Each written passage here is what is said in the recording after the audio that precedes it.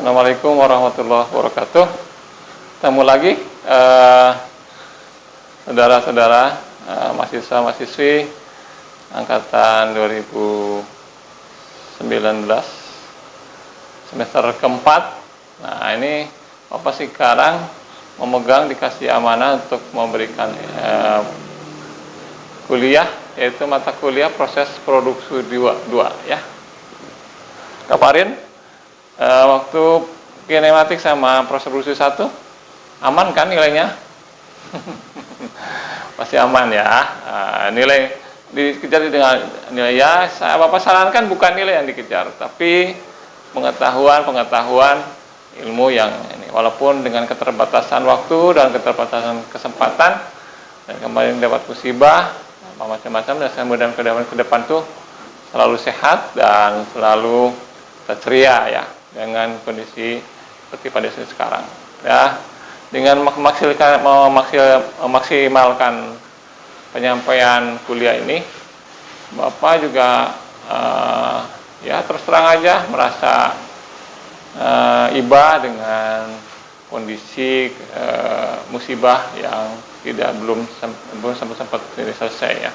Mudah-mudahan dengan secepatnya bisa kita kuliah offline sehingga Bapak puas, Anda pun puas, oke? Nah, tolong, ini bukan mencari nilai saja, tapi Anda juga harus mengetahui saran teknik mesin ini pokok, mata kuliah pokok, sehingga Anda nanti kedepannya bisa menerjemahkan di lingkungan pekerjaan. Oke? Materi untuk proses produksi 2, proses 2.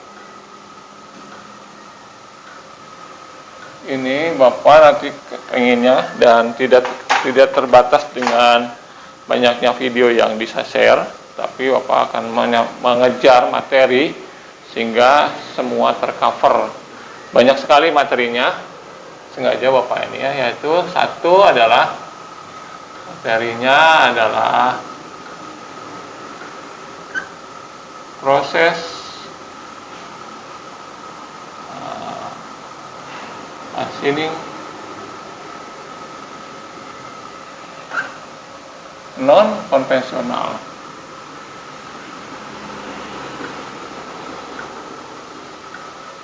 Nanti proses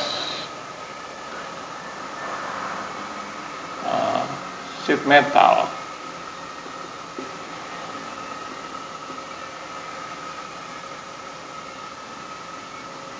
Proses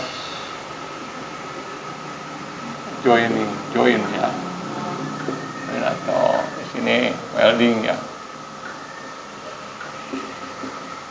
dan lain-lain.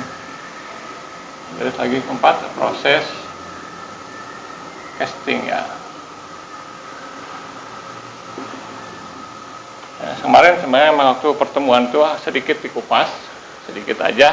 Nanti ini lebih, kalau pertemuan lebih banyak, tinggal kita share di YouTube-nya, akan kita bahas seperti ini, yaitu proses machining, proses produksi machining non konvensional, proses sheet metal, proses join atau welding nanti, namanya welding, macam join itu seperti apa, dan proses casting atau pengecoran ya. Nah, keempat proses ini, materi ini kita digabungkan dalam bukunya, macam-macam ya bukunya itu yang dipakai, yang seperti kemarin yang seperti fundamental of material modern manufaktur itu boleh dipakai, proses permesinan jilid, proses produksi jilid 1 tentunya. Enggak ada ya, nggak ada proses teknologi mekanik jilid 1, jilid 2. Proses ini semua dipakai proses produksi, silakan nanti ada buku juga proses pengelasan, karangan Tata Surya, proses pembentukan juga ada, proses pembentukan sheet metal, pembentukan material itu ada bukunya semuanya. Anda tinggal cari, di download, dibuka semuanya ya.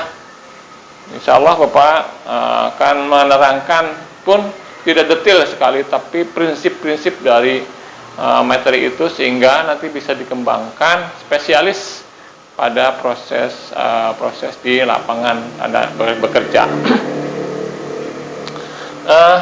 Untuk aturannya sama kayak kemarin, mungkin nggak usah diinikan, ya nggak usah diterangin, tapi yang perlu adalah penyampaian materi yang penting itu. Kita langsung aja bahas untuk non konvensional, machining non konvensional. Yang kemarin tuh, yang pertama proses produksi adalah proses machining konvensional, yaitu sederhana. Non konvensional itu tidak sederhana, tidak sederhana. Ini akan jadi proses permesin non sederhana. Jadi tidak sederhana tuh berarti canggih, gitu, canggih. Nah, ini akan dibagi menjadi 4 energi yang diberikan energi. 4 energi. Yang satu adalah energi mekanik.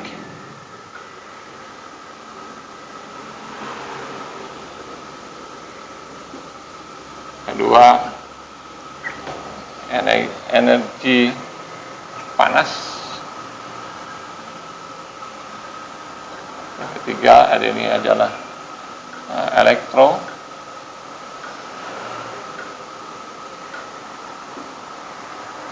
Yang ketiga, yang empat adalah energi chemical. Chemical ya, kimia ya. Nah, masing-masing energi ini nanti apa sih yang tergolong dari mesin non konvensional menggunakan energi mekanik gitu. Lalu yang menggunakan panas itu apa aja, elektro itu apa aja, chemical itu apa aja, nanti kita kembangkan seperti itu.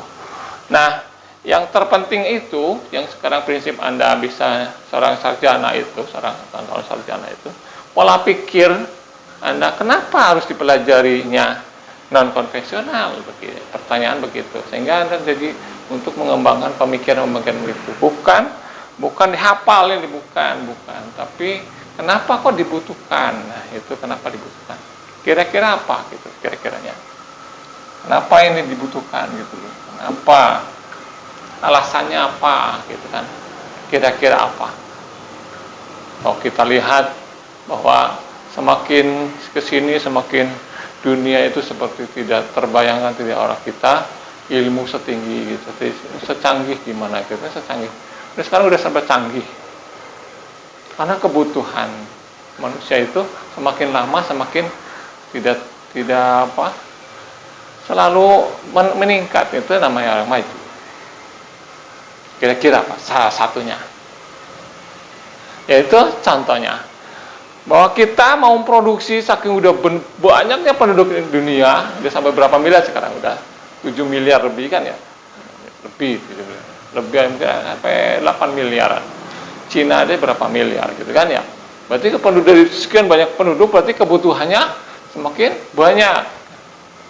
Makanya Anda kalau kunjungan ke industri Toyota itu per 5 menit itu satu mobil, bayangin. Kan canggihnya gak kepikir sama kita. Mau bikin mobil kok 5 menit cukup gitu ya.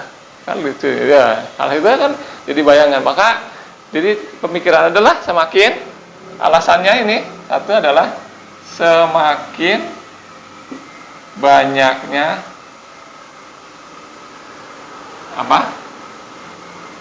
produksi yang dibutuhkan ya. Dua, kira-kira apa?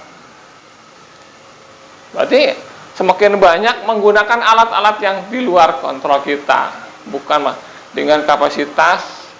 Nah, jadi semua pakai otomatisasi, pakai robotik semua, jadi pakai sensor semuanya. Jadi dia berjalan dia dengan sendirinya.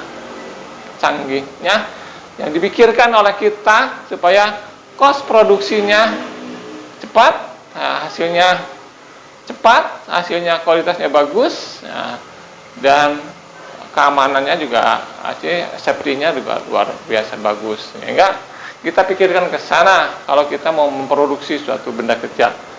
Nah, yang kedua kira-kira. Berarti kalau sudah gitu, banyak faktornya dari sini banyak gitu. Mungkin materialnya saking kerasnya material. Semakin keras material gitu kan ya, material keras. Gimana cara bisa mengolah material sekeras itu? Contohnya kita memproduksi pisau coba ya, yang keras. Supaya bisa termakan gimana caranya? Mungkin dengan laser kan, nanti mungkin dengan plasma atau dengan pokoknya yang canggih itu sekarang mulai pakai laser gitu. Motongnya pakai laser. Tidak pakai yang manual pahat biasa, pahatnya enggak, pahatnya yang kalah malahan. Bikin pahat gimana? Bikin pahat. Nah, udah keras, ada yang bisa terpotong lagi gitu. Jadi semakin keras nih material, gitu. Maka bikin alatnya suatu alat sehingga ada nanti istilahnya menggunakan alat-alat yang tambahan. Yang ketiga, semakin lunaknya berarti kan ya, lunaknya semakin keras semakin lunaknya material.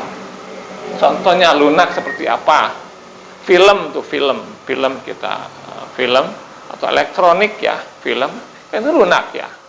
Gimana cara motong yang si lunak itu supaya presisi ketepatan ini ya, maka ada alat misalnya.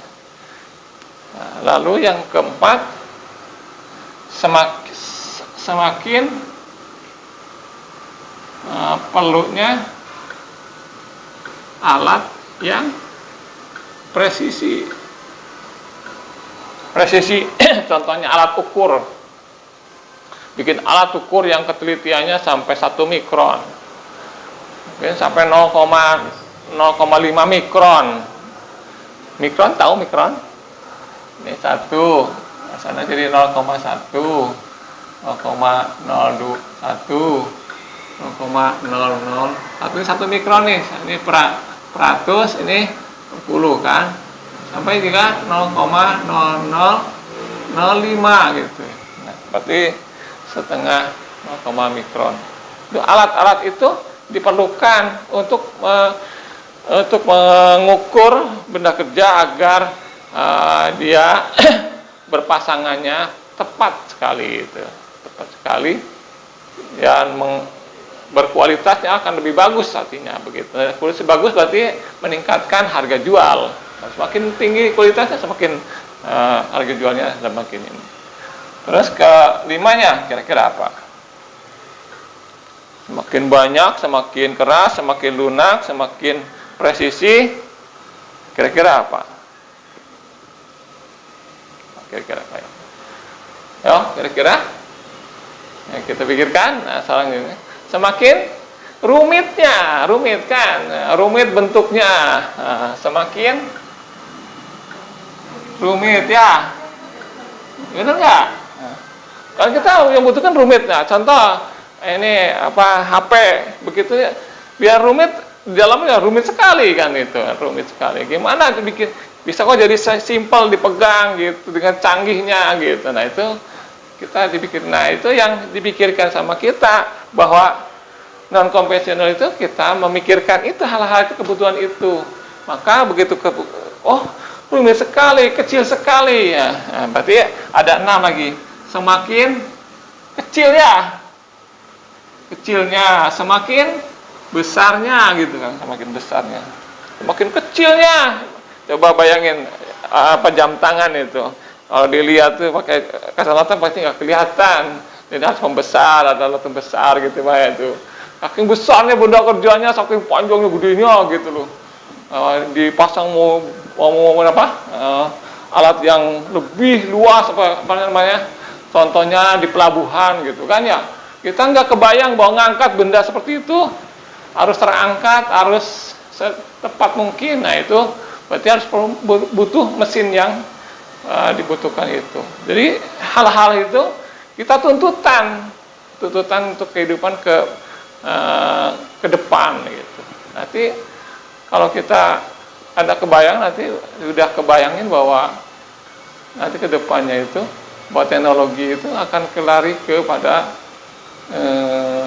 listrik semua, serba listrik nantinya. Dan pakai sensor semuanya nanti ke depannya. Jadi Anda udah fase keberapa gitu. Sekarang udah kendaraan saking padatnya, nanti gimana supaya nggak bisa jalan tetap padat, tetap jalan gitu. Itu ada, semakin rumitnya liku-likunya pokoknya bisa jalan. Kalau udah padat sekali kendaraan nggak bergerak, gimana bisa? Kan nggak bisa maju. Kalau udah maju berarti bergerak. Ya. Nah ini titik poin pemikiran dari hal-hal yang berhubungan dengan konvensional, yang semuanya nanti akan terangkum di dalam 4 energi ini. 4 energi ini kita bahas, ya. Oke, itu dulu mungkin pertemuan pertama untuk proses produksi 2, dan selanjutnya kita pertemuan berikutnya. Terima kasih. Assalamualaikum warahmatullahi wabarakatuh.